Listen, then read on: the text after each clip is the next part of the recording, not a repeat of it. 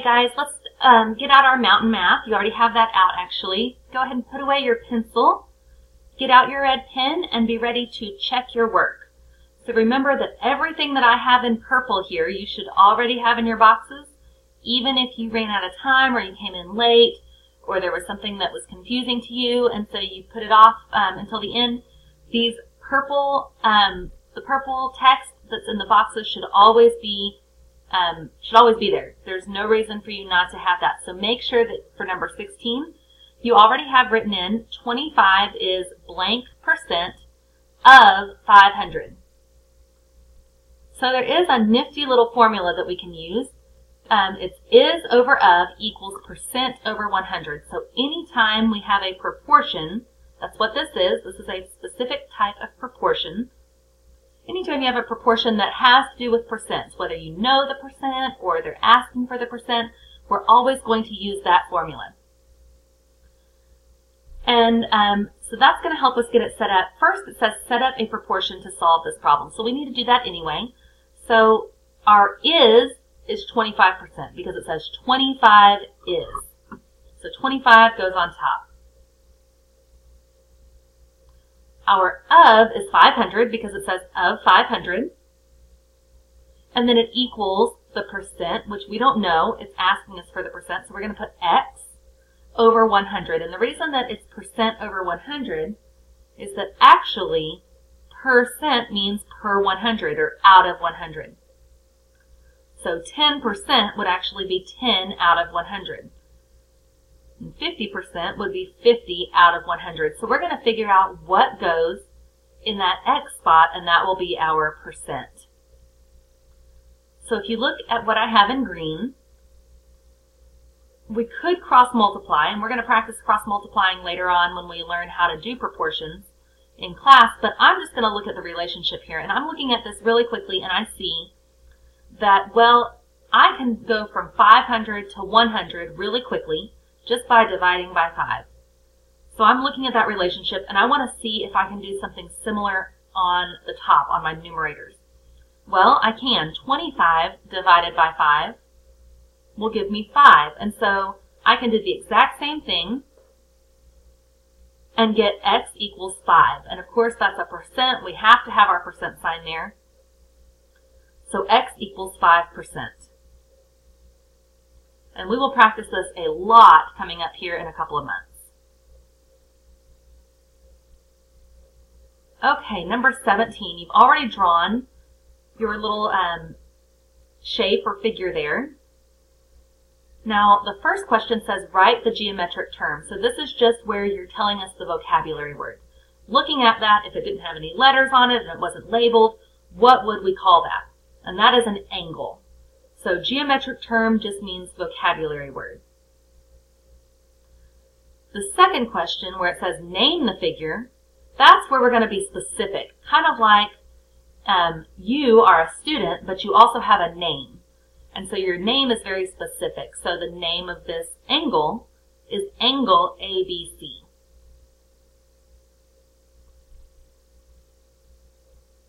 So we're giving the vocabulary word and then the specific name. Okay, number 18. We have 3 shapes, and you should be drawing those shapes on your paper in your box. I know there's kind of a lot of detail there. The first one says name a radius. So I've listed actually all of the radii that I could see. So I see that TQ is a radius, TR is another radius, and TS is a third radius. So you don't have to have all 3 of them. You just have to have one of those.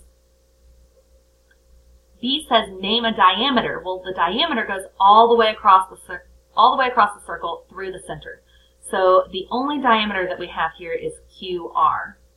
It goes through the center all the way across. Now we're going to look at that second shape and circle all of the terms that apply to it. So it is a parallelogram because it has 2 sets of parallel sides. It's a rectangle because all squares are actually rectangles. And it's a square. We know it's a square because it has a 90-degree angle marked with that little box. And then all 4 sides are equal. And we know that all 4 sides are equal because we have those 2 little hash marks on every side. showing that each one of those is equal. And of course it's a quadrilateral because it has 4 sides. So any 4-sided shape is a quadrilateral. D asks us to classify the triangle based on its sides. So there's, remember, 2 ways to name triangles. We can name it based on its sides, or we can name it based on its angles. So this is a scaling triangle because it has no equal sides. We know that the sides are not equal because they have different numbers of hash marks on each side. We have 1, 2, and 3 hash marks.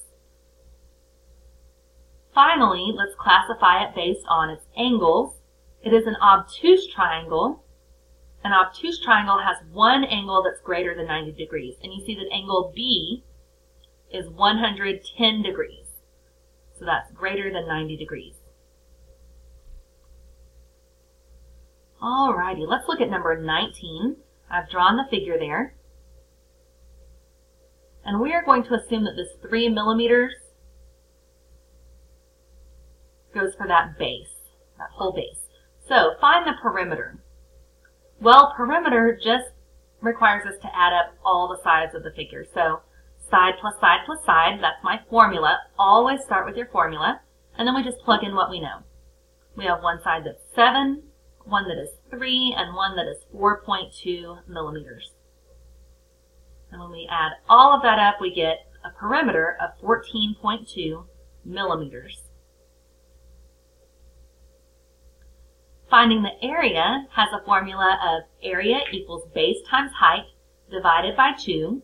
Another way of writing that would be area equals 1/2 base times height, either one. And then we're going to plug in what we know. We know that the base is 3. The height is 2.4, and I messed up on this one too, guys. I am so sorry. I'm going to walk you through it, but my answer that I wrote on there is not correct. So 3 times 2.4. Hopefully you have this right on your paper.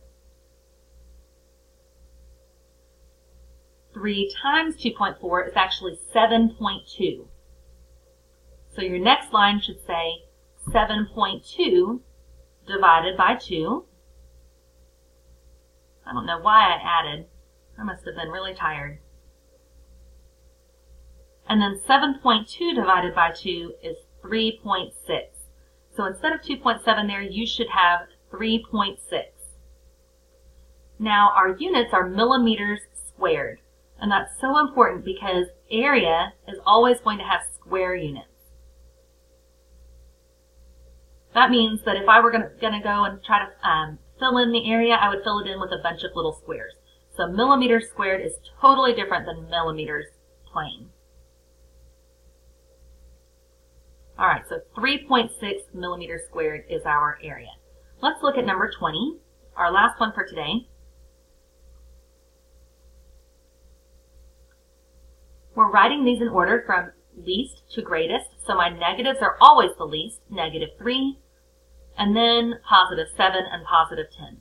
So I've graphed each one of those on the number line.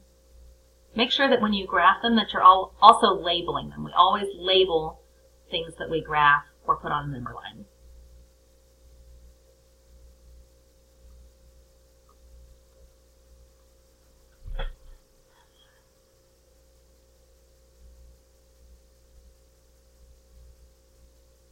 Okay, so if you will please go ahead and put your mountain map in your front pocket of your folder.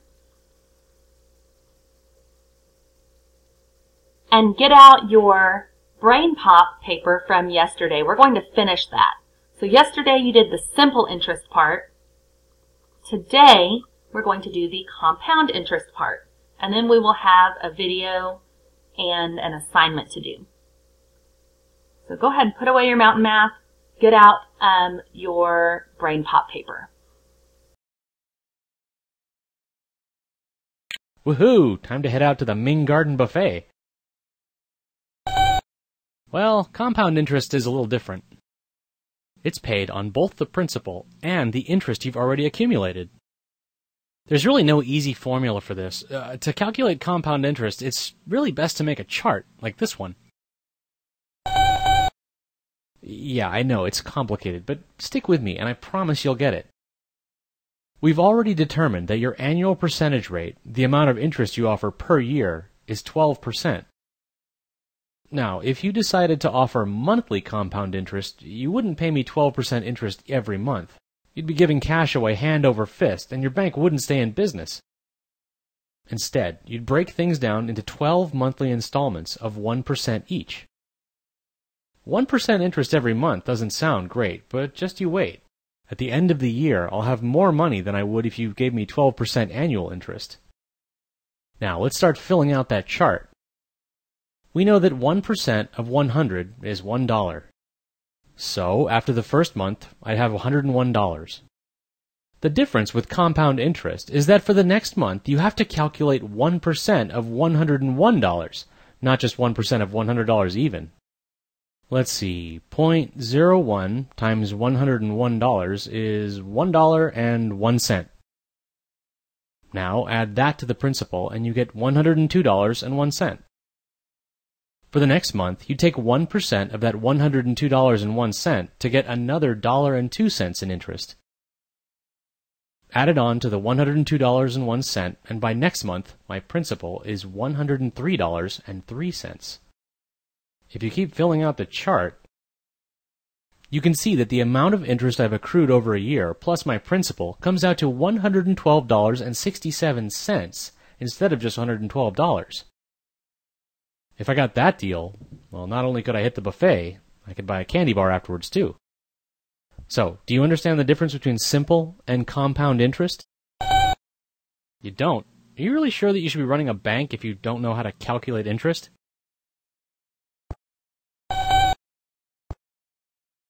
Okay, this is definitely from my bedroom. Okay, go ahead and take just a few seconds to make sure that you have this completed. Flip over to the back and make sure that you finished up that graphic organizer. Think of some ways that simple interest and compound interest are alike. So this is where we're going to fill in that middle part of the graphic organizer. What do simple and compound interest have in common? So, for example, you might put that they're both calculated as a percentage. You might also put that they both have a principal and a rate and a time. So those are a couple of things that simple and compound interest have in common. I'm going to go ahead and play this video for you one more time, the second half of our Brain Pop, just to make sure that you have everything filled in your chart and that you're ready to move on to our notes. Woohoo! Time to head out to the Ming Garden Buffet. Well, compound interest is a little different. It's paid on both the principal and the interest you've already accumulated. There's really no easy formula for this. To calculate compound interest, it's really best to make a chart, like this one. Yeah, I know, it's complicated, but stick with me, and I promise you'll get it. We've already determined that your annual percentage rate, the amount of interest you offer per year, is 12%. Now, if you decided to offer monthly compound interest, you wouldn't pay me 12% interest every month. You'd be giving cash away hand over fist, and your bank wouldn't stay in business. Instead, you'd break things down into 12 monthly installments of 1% each. 1% interest every month doesn't sound great, but just you wait. At the end of the year, I'll have more money than I would if you gave me 12% annual interest. Now, let's start filling out that chart. We know that 1% of 100 is $1. So, after the first month, I'd have $101. The difference with compound interest is that for the next month, you have to calculate 1% of $101, not just 1% of $100 even. Let's see, 0.01 times $101 is $1.01. Now add that to the principal and you get $102.01. For the next month, you take 1% of that $102.01 to get another $1.02 in interest. Add it on to the $102.01, and by next month, my principal is $103.03. If you keep filling out the chart, you can see that the amount of interest I've accrued over a year plus my principal comes out to $112.67 instead of just $112. If I got that deal, well, not only could I hit the buffet, I could buy a candy bar afterwards too. So, do you understand the difference between simple and compound interest? You don't? Are you really sure that you should be running a bank if you don't know how to calculate interest?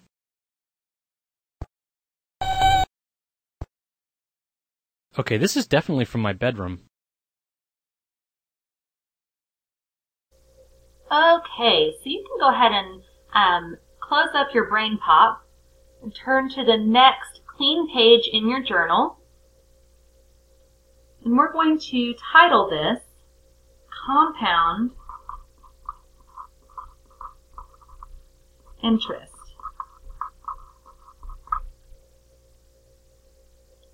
And today's date, let's see, what is today's date?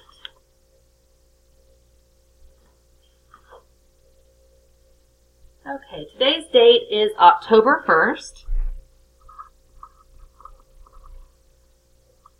Now, these notes today are going to be pretty short, and here's why. We're going to take a lot of the same information from simple interest, so I want you to put a note in your notes, that says, look at simple interest notes. Okay, so this is just a note to yourself that you can look back at those simple interest notes. That's going to tell you a lot about what the principal is, what the rate is, remind you that time is going to be in years usually. And we're not going to work out a whole lot here. We're just going to go over a couple of quick things.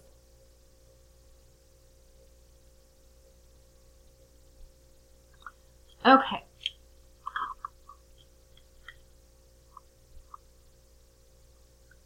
So what I want you to really recognize here is that each line of the charts that you make, each line is going to be kind of like a separate problem.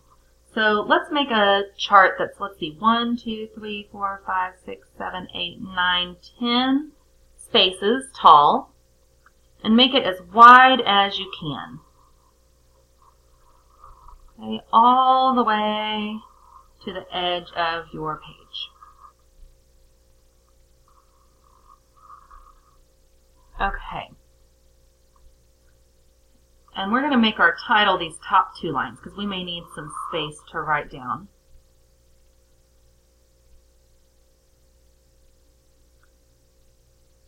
So Professor Berger is going to call this first column the deposit phase. Okay, you can also say year. Okay, so whatever you want to call that, your worksheet will say deposit phase, but we're just going to call it year. They're basically the same thing. And then this is our beginning balance. Okay, so just as a reminder, the word balance means how much you have in your account. Or that's like if it's a checking or a savings account. If we're talking about having to borrow money, then your balance is how much you owe. So this is going to be how much we start off with at the beginning of year 1, for example. Okay, at the beginning of year 1, let's say that we start off with $100 in our account. So that's our beginning balance.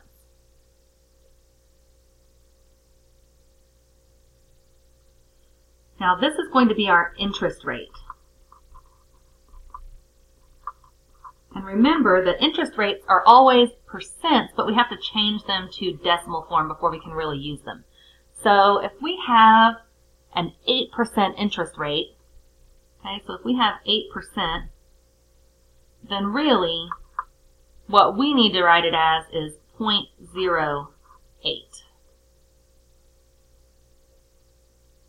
So this is our interest rate. And then we're going to write down, this is how much interest we earn. This is how much interest we're going to earn during that first year. So our deposit phase could be months or something, but this time we're talking about years. So let's see how much we would earn during that year. And then we're going to have our ending balance. So we have a beginning balance right here, how much we start off with. But then, kind of throughout that year, we're going to be earning some interest. We're going to figure out how much that is. And then we're going to have to add that to our balance to get our ending balance. So let's look. Now there are some other columns that you'll need for some problems. So Professor Berger is going to have these two columns right here,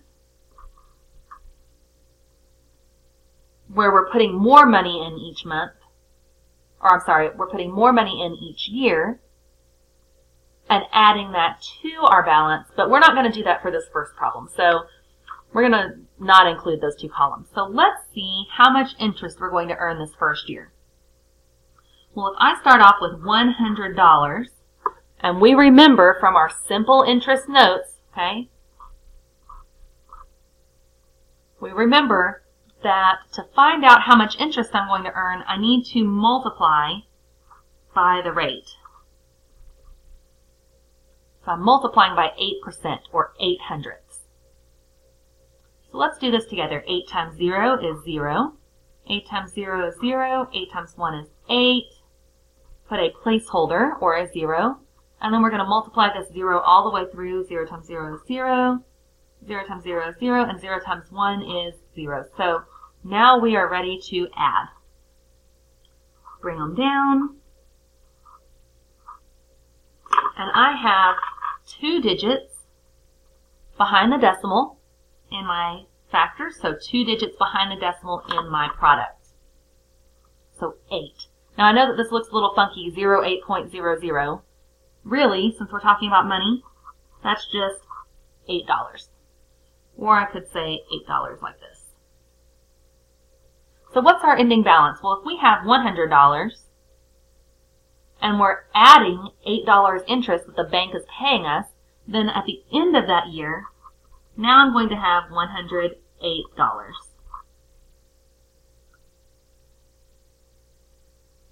So I've earned $8 extra in addition to the $100 I put in. So now let's try out year 2. Well, what's my beginning balance at the beginning of year 2? Is it $100 still? No, it's $108 because that's what I ended year 1 with. So $108. We're going to keep that 8% interest rate, which is 0.08. And we just do the whole thing again. So do you see what I'm saying when I say that this row is kind of its own problem, and then the second row is going to be its own problem, and we could just keep going. Years 3 and 4 would each be another problem. So these problems are just really long. They're not hard. You already know how to do this. They're just a little bit longer than we're used to. So let's calculate our interest. I'm going to start off with $108. I'm going to multiply by 8%, or 0.08. Let's do this together. 8 times 8 is 64. 8 times 0 is 0, plus 6 is 6, and 8 times 1 is 8. Get rid of anything that you carried. Put a placeholder, and let's multiply that 0 through. 0 times anything is 0, so let's add. I have 2 digits behind the decimal, and so 2 digits are behind the decimal in my product. You're working every step out with me. So here, this year, I don't just earn $8 in interest, I earn $8.64. And I know that doesn't sound like much, but we're only dealing with $100 here. Imagine if you put more money in the bank, or if you left it there for a really long time. It's just going to continue to grow and grow and grow. So it's definitely worth it to have compound interest. So here, I started out with $108. And now I'm adding $8.64. I want to make sure that I have that decimal point drop down.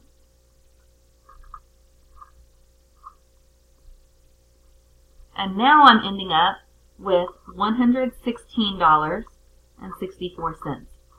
So after 2 years, my $100 has become this. So year 3, I begin with, you got it, $116.64. I still have an 8% interest rate, or 0.08. So I'm going to multiply my principal, my beginning balance, $116.64 times 0.08. So these numbers are getting a little bit more complicated, but we know how to multiply. So 8 times 4 is 32. 8 times 6 is 48, plus 3 is 51. 8 times 6 is 48, plus 5. 48 plus 5 is 53.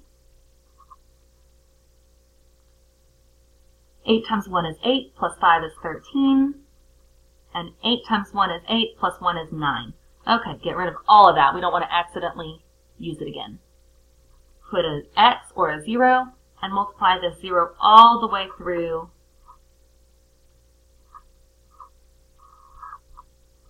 Now, do we really need to do that step? No, not really, but we do need to make sure that we count both of those digits. So let's go ahead and add, bring all these numbers down.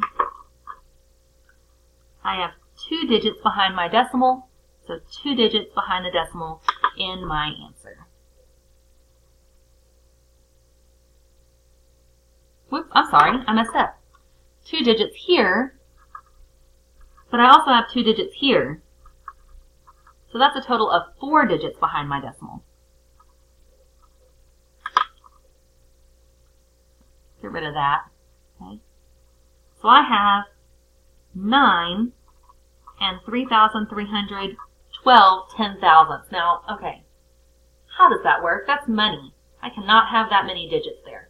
So let's look. I can only take the first 2 digits after the decimal point. So what does this 1 tell me to do with the 3? Do I round up to 34 cents or keep it as 33 cents?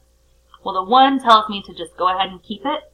So I'm going to put $9.33 as my answer. I'm sorry, as my interest earned. Now, if you were to give me this whole thing, that would not give you your full credit because it would not show me that you understand that we're talking about money. So anytime we're talking about money, you have to round to the nearest cent. We can't just have decimals trailing off here. So I started off with $116.64. Now I'm earning more interest, $9.33. Drop your decimal. That's 7, 9, 15, 2, and 1. So now I'm ending with $125.97. So your chart now should look like mine.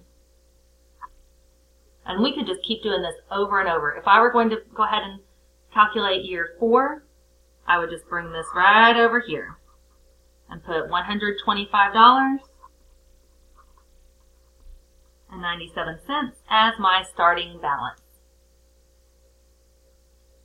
I love this because it's like a puzzle, like a game. It's almost like this is your start phase and you just work all the way through and you're trying to get to the finish line. So think about compound interest. It's not simple. Simple interest is just 1 or 2 steps. It's very simple. Compound interest, I'm compounding it. I'm stacking this year on last year and that year on the year before. It's compounding on itself. So that's why it's called compound interest. So keep those notes out. You're going to need them today. And your assignment for today is called Calculate Compound Interest. So once you have your full heading at the top, we can move on. Your first and last name, class period, and your desk number.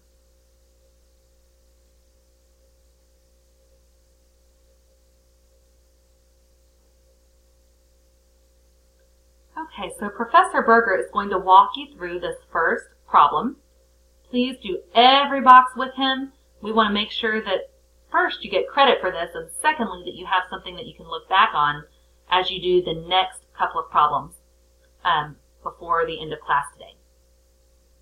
So as soon as this video is over, we're going to just turn right back to the same page. Keep using your notes. You should always have your notes out in front of you to refer to and to help you when you get stuck.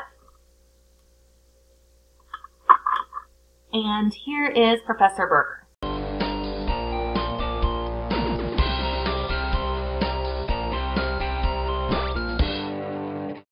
You know, when we invest money in accounts that actually generate interest, then that interest sometimes actually is put back into the account, and then that new interest actually earns interest. And when that happens, that's called compounding.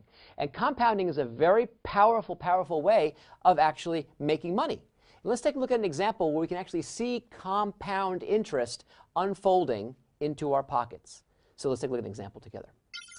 Okay. On Marco's first day of school, his parents open a college savings account and deposit $200. They also deposit $200 every year after that on the very same day. Now, the account earns interest at an annual rate of 6% compounded annually. And Marco will not make any other deposits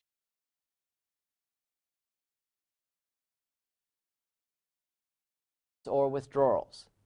And our challenge is to see if we can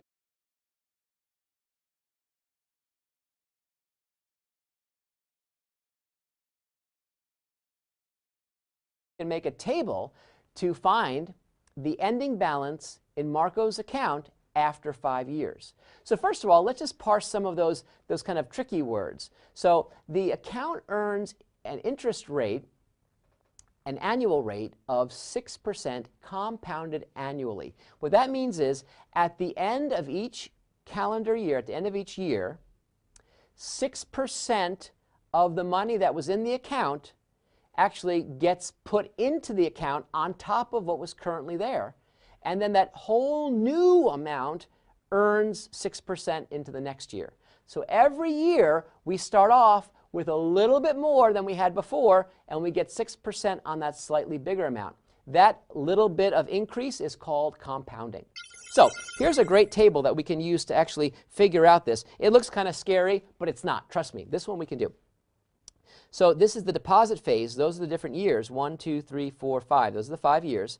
In this box, we're going to put in the beginning balance for that new phase. The amount deposited is always $200 because they put in $200 every year. We're going to figure out the new balance, which will just be what we had before plus the new $200 deposit. So that'll just be the sum of those two numbers. And then what we do is we'll take what's in there and we'll figure out the interest rate, which is 6%. So we'll find 6% of that balance, and that will be the amount of interest earned. And then at the end of the year, that amount will be added to the account, which means we take that amount and we add them up and we see the ending balance. So let's try this and see. So at the beginning, when they just opened up the account, before even opening up the account, before they even started, the amount they had, in fact, was 0. So we put 0 in here. That's kind of like before we started. Then they make their $200 deposit. And so the new balance is the sum of these numbers, which is 200. And then what do? Well, then we have to figure out 6% of 200. So that's going to be, I'll do a little side calculation here. That's going to be 200 times 6%, which I'll write as a decimal as 0.06. And that works out to be 12 or $12. So the amount of interest on $200 at 6% in 1 year, where the 6% is the annual rate and it's compounded annually, is $12.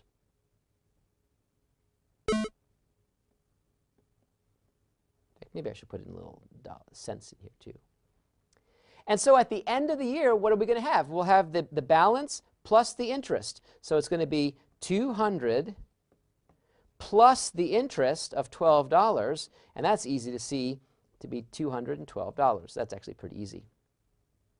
Oh, I'm not going to put dollar signs. I'm not going to put dollar signs. I'm not going to put dollar signs. Go away. Thank you. So that's going to be $212. Now, as we start the next year, the ending balance here becomes the beginning balance here. So this is going to be $212. Now there's another deposit of $200. Remember, every year they add $200. So the new balance will be the sum of these, and that sum is going to be $412. We can just see that. And that is what we're going to earn interest on. Now here's the really, really cool thing. If we figure out what the interest is on $200, we saw it was $12. The interest on $400, therefore, would be $24. Double this, you double this.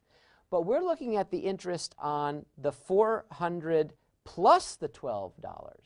And so when we actually figure that out, 6% of that, which is 6% times that, it works out actually to be $24.72. And you see that 72 cents? That is the extra money we get on getting interest on the interest, and that's compounding.